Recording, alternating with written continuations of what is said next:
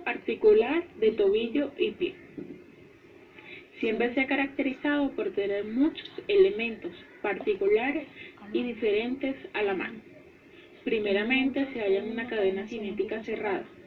Las articulaciones y los músculos del pie están para aportar estabilidad, así como movilidad, a las estructuras terminales de la extremidad inferior. El pie debe soportar el peso del cuerpo en bipedestación, con un mínimo gasto de energía muscular. Además, adaptarse para absorber fuerzas y acomodarse a las superficies irregulares, y entonces convertirse en palanca estructural, rígida para caminar o al correr. En sus partes óseas tenemos que esta se divide en la siguiente manera: la pierna, tibia y peroné; retropie, que es en el segmento posterior, astrágalo y calcáneo; en el mesopie, que es en el segmento medio, navicular, escafoide, cuboide y las uñas; en el antepié, que es el segmento anterior, 5 metatarsianos y 14 falanges, que forman los 5 dedos del pie, excepto el dedo halus, que solamente tiene 2. Ahora, a través de imagen, vamos a explicar cada parte ósea. Vamos a comenzar hablando de tobillo y pie. En el tobillo tenemos a la tibia y el peroné. La tibia es un hueso largo y de forma de prisma triangular, par, situado en la parte anterior e interna de la pierna. Presenta dos curvaturas en sentido contrario, una superior, que es cóncava hacia afuera, y una inferior, cóncava hacia adentro, en forma de S itálica. La epífisis proximal participa en la articulación de la rodilla, relacionándose con el fémur, mientras que la epífisis distal comparte la articulación de tobillo con la epífisis distal. El peroné es un hueso largo y externo de la pierna, situado por fuera de la tibia. Se sitúa con el malleolo hacia abajo, cuya superficie articular es interna y su fosita rugosa es posterior.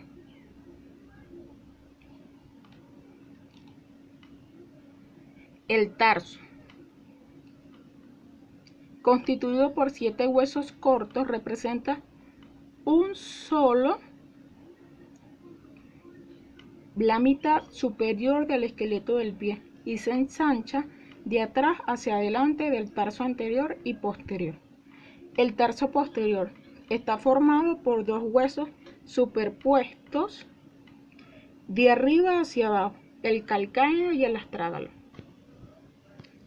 El calcáneo es el más voluminoso de los huesos del tarso, del que constituye la parte posterior inferior por debajo del astrágalo, desde los puntos de vista morfológicos, en 3 porciones.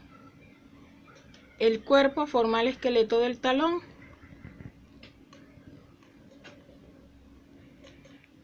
la apófisis mayor articulada con la parte de adelante del cuboide. La apófisis menor recubre por arriba y delante el surco calcáneo. El astrálago forma el vértice de la bóveda tarsiana, articulado por arriba con la mortaja tibioperonea y por debajo con el calcáneo. Su parte anterior o cabeza del astrálago, muy convexa, se encaja con la concavidad de escafoide, hueso del tarso anterior. Aquí estamos viendo el astrálago.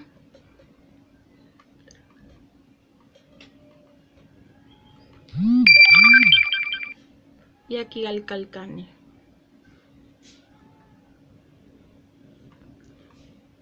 En el tarso anterior, estos comprenden 5 huesos yuxtapuestos a nivel del tercio externo del pie al cuboide, a nivel de 2 tercios internos escafoide, a nivel posterior y los 3 huesos cuneiformes anterior. El cuboide, en forma de cuña o de prisma triangular, más ancho por detrás que por delante.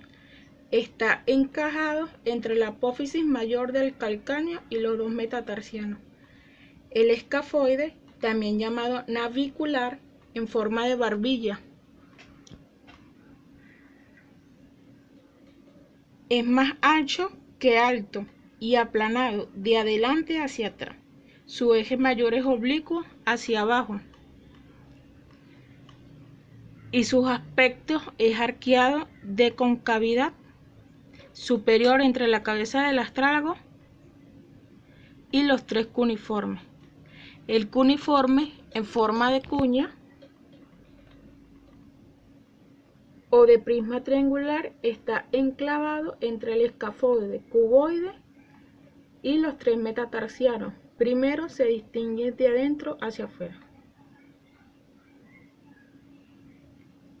El primer cuneiforme, también llamado mayor o medial, donde se insertan tibial anterior y posterior, flexor corto del dedo halo y primer interóseo. El segundo cuneiforme, menor o intermedio, por el cual se inserta tibial posterior, flexor corto del dedo halo, y el tercer cuneiforme, medio o lateral, donde se inserta tibial posterior, flexor corto del dedo halus, fascículo oblicuo del aductor del dedo halo. El metatarso.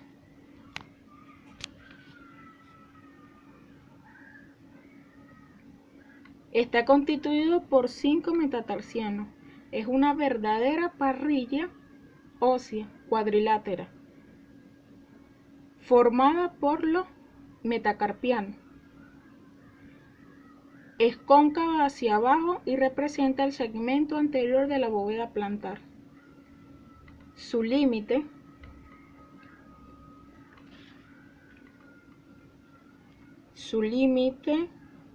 posterior que lo separa del tarso anterior y límite anterior que lo separa de la falange. El primer metatarsiano es más grande y es el más corto. El segundo metatarsiano es el más largo de todos. El tercero es el más corto que el segundo. El cuarto es apenas más corto que el tercero y el quinto es más corto que el cuarto pero más largo que el primero. Las falanges forman el esqueleto de los dedos del pie. Son 3 para cada dedo excepto el dedo halus, que tiene solo 2. Presenta una ligera flexión dorsal sobre el eje de los metatarsianos y una inflexión plantar de las 3 falanges.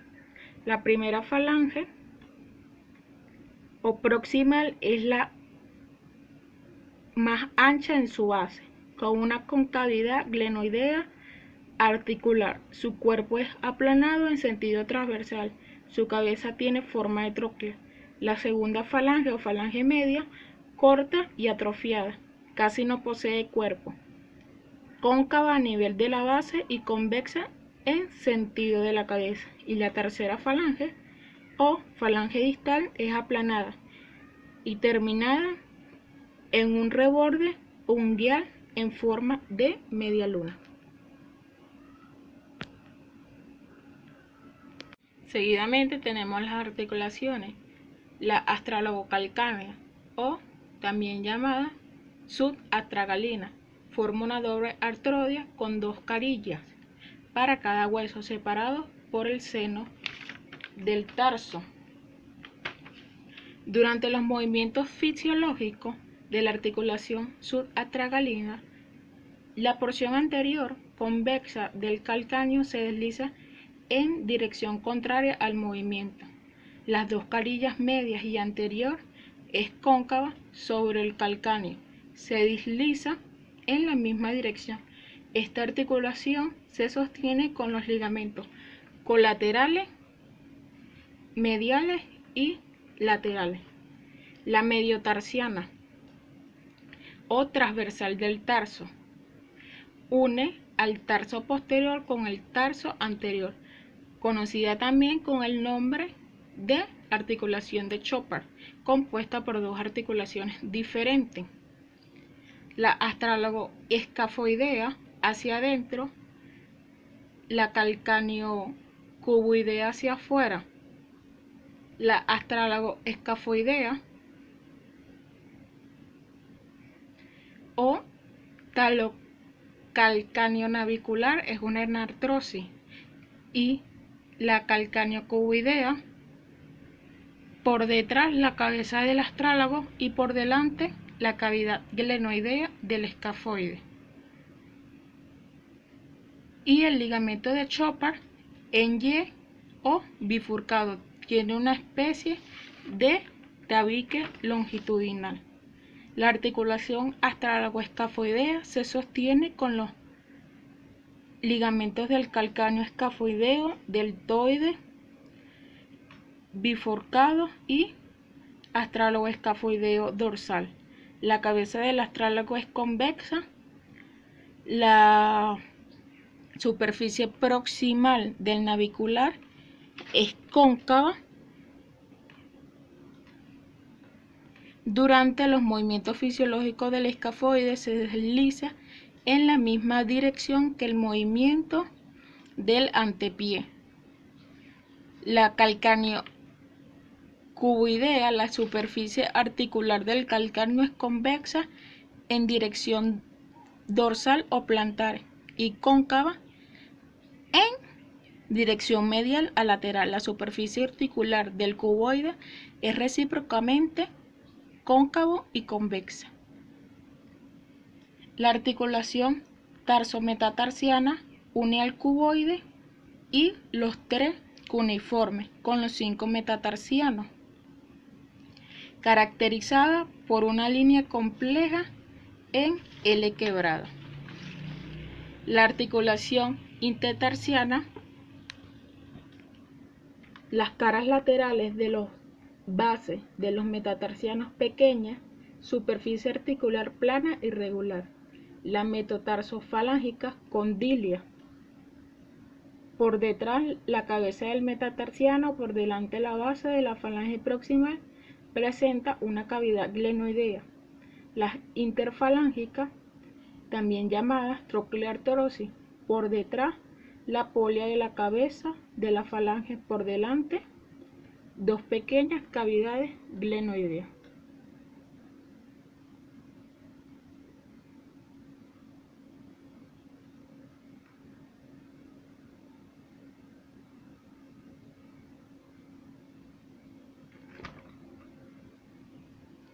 Las articulaciones metatarsofalángicas y interfalángicas, estas articulaciones son las mismas que la de las manos, excepto en que los dedos del pie, la amplitud de extensión es más importante que la de flexión. Lo contrario de la mano, la extensión de los metatarsofalángica es necesaria para caminar. Normalmente, además que el dedo halo no funciona por separado como ocurre en el pulgar.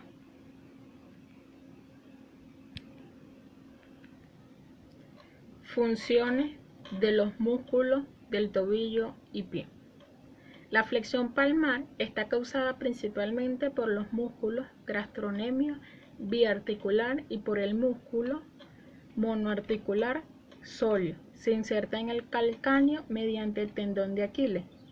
Otros músculos que pasan en sentido posterior en la flexión plantar contribuyen a este movimiento, si bien tienen otras funciones.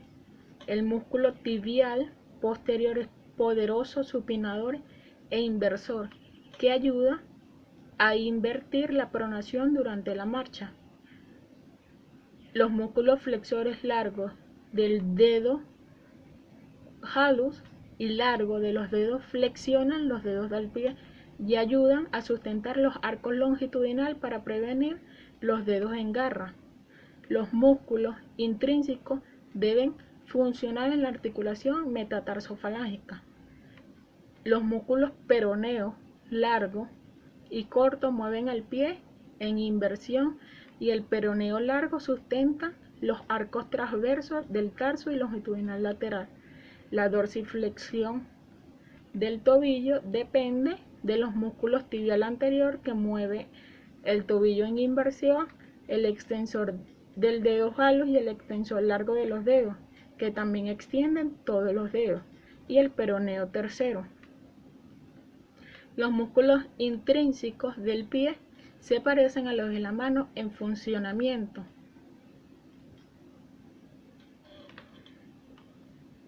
De la mano. No hay una función similar a la del pulgar. También brindan su apoyo en los arcos plantares durante la marcha. La bipestación, la línea de gravedad, cae en anterior al eje de la articulación del tobillo, creando un movimiento de dorsiflexión. El músculo sóleo se contrae para contrarrestarse al movimiento gravitacional.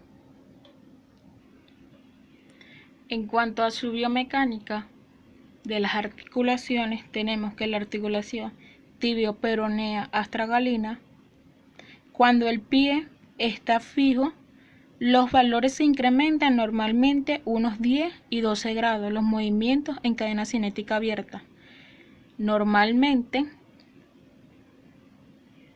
durante la dorsiflexión, el astrálago se desliza hacia posterior y durante la plantiflexión se desliza en anterior. Esto en movimientos generales. La dorsiflexión en unos 20 grados y la plantiflexión en unos 40 grados.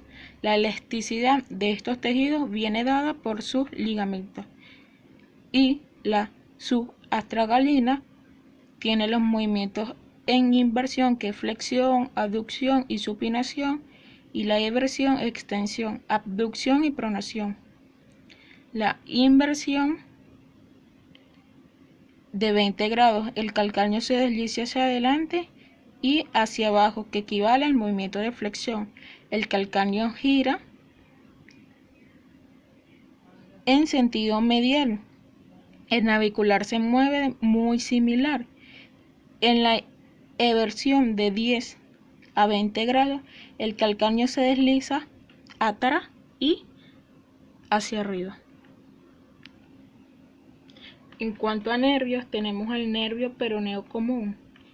Después de bifurcarse del nervio ciático, discurre entre el tendón del bíceps femoral y la cabeza lateral de los gemelos, lateralmente redondeada el cuello del peroneo y atraviesa un orificio en el músculo peroneo largo.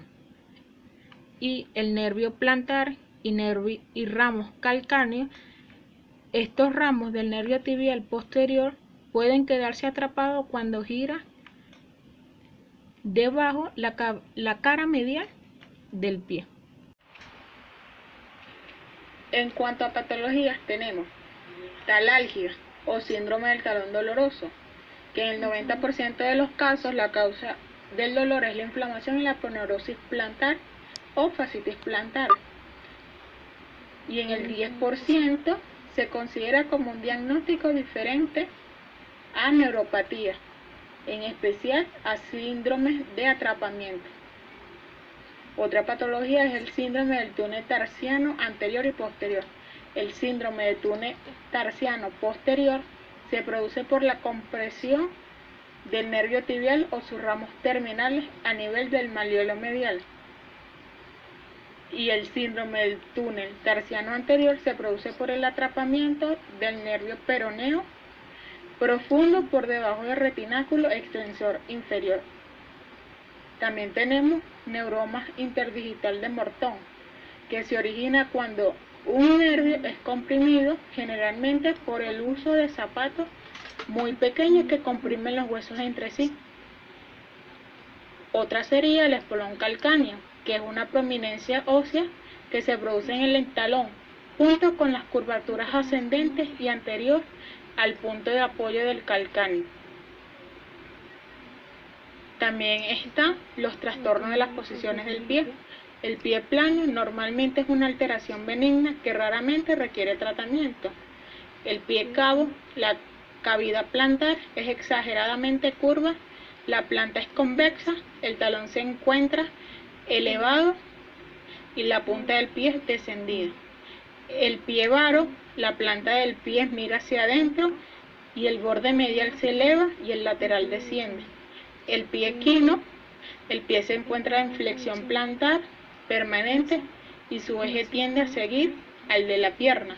El pie bot es una compleja malformación congénita del pie caracterizada por la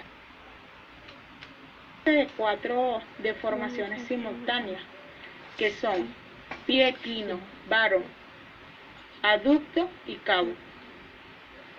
Y halus valgo, que aparece como consecuencia lógica de la deformación del arco metatarsiano. La posición divergente del primer metatarsiano debería colocarse en el primer dedo en su eje divergente, pero hay dos circunstancias que lo impiden, llevando a cabo el primer dedo en dirección inversa, es decir, oblicua hacia afuera. En cuanto a regiones topográficas del pie, tenemos el dorso del pie. Es convexidad superior y se ensancha de atrás hacia adelante. Los surcos retromaleolares, en el tobillo encontramos estos surcos medial y lateral, que están ubicados por detrás de los maleolos tibial peroneo. El surco retromaleolar medial pasan de medial a lateral, y el retromaleolar lateral es de lateral a medial, y pasan por ahí los tendones de los músculos peroneo, largo y corto. El túnel del tarso es un conducto osteofibroso que contiene los tendones de los músculos profundos de la región posterior de la pierna y pedículo vasculonervioso. La planta del pie presenta una concavidad inferior, está cubierta por una piel muy gruesa. Los arcos plantares, los huesos, ligamentos y músculos del pie constituyen a estructuras elásticas que permiten al pie adaptarse a superficies desiguales, deformarse para absorber golpes o transformarse como una palanca que transmite el peso del cuerpo.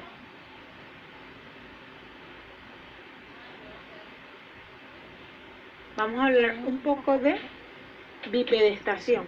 El peso corporal se transmite a través de la pierna hacia el astrágalo, que a su vez lo reparte en dirección posterior hacia el calcáneo, en dirección lateral hacia el cuboides, el arco longitudinal lateral hasta la cabeza de los metatarsianos cuarto y quinto, en dirección medial a través del navicular hacia el arco longitudinal medial y primer metatarsiano. Y la marcha es una manera de locomoción en la que uno de los pies se apoya en el suelo antes que otro lo haya dejado. La marcha está formada por una sucesión de pasos conformados cada uno por una fase de apoyo y una fase de suspensión. Durante la fase de la marcha, el peso del cuerpo se transmite hacia el antepié a través de la cabeza del astrágalo. Los medios diagnósticos son a través de imágenes que permiten observar las estructuras óseas, articulares, musculares, vasculares, nerviosas ubicadas en miembro inferior. Pasaremos a valorar la goniometría de tobillo. En el tobillo se dan los movimientos de flexión, extensión, inversión e eversión. Primero vamos a valorar flexión y extensión. Para la flexión y la extensión vamos a colocar el pulcro en el malleolo externo, la rama fija en la línea longitudinal de la pierna y la rama móvil en el quinto metatarsiano y nuestro goniómeno en 90 grados. Y ahora le digo a mi paciente que haga el movimiento de flexión.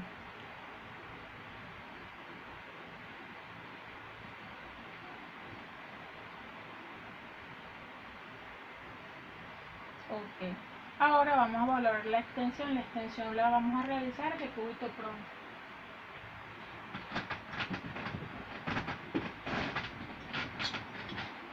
Y la rodilla en flexión de 90 grados.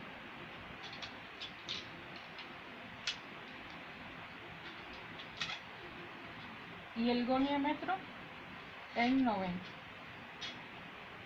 Y ahora le digo a mi paciente que haga el movimiento, que es este movimiento. Ok. Ahora.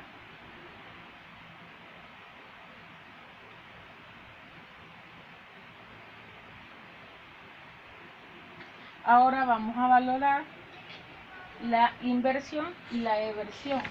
Para la inversión y la eversión vamos a colocar el pulcro sobre la inserción del tendón de Aquiles, la rama fija en la línea longitudinal de la pierna y la rama móvil en la línea longitudinal del calcáneo.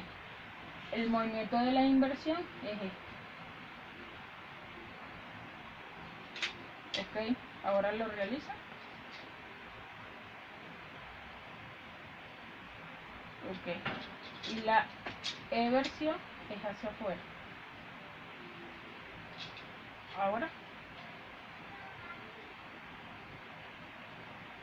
Ahora vamos a hacer el reflejo aquiliano, que su raíz nerviosa es S1. Ok. En cuanto a palpación, tenemos por este lado la cabeza de lo metatarsiano 1, 2, 3, 4 y 5. El tendón de Aquiles por este lado en la parte anterior tenemos la cabeza de la primera articulación, la quinta articulación metatarsofalángica, y por la primera articulación. De este lado tenemos la articulación. Aquí el calcáneo, escafoide, apófisis estiloidea y arco longitudinal.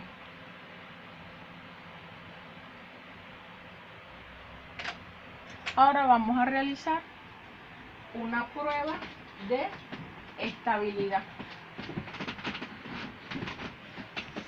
para ver si hay signos de deslizamiento hacia anterior.